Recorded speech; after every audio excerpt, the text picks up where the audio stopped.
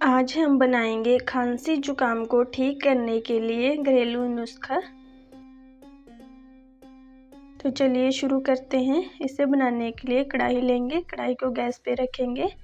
कढ़ाई में 1 चम्मच देसी घी डालेंगे और 1 चम्मच बेसन डालेंगे। बेसन को हमने लो फ्लेम पे अच्छी तरह से भून लेना है।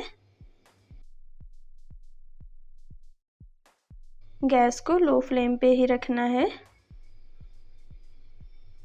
जब तक इसका कलर चेंज ना हो जाए, तब तक बेसन को हमने अच्छे से भून लेना है।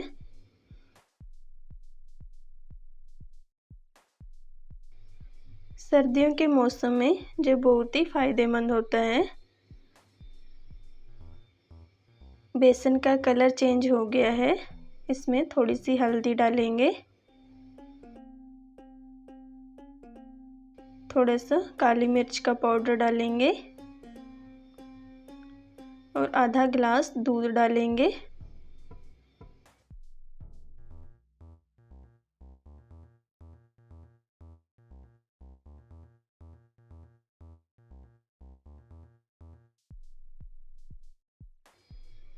बादाम और किशमिश डालेंगे और इसे हम 2-3 मिनट के लिए पकाएंगे।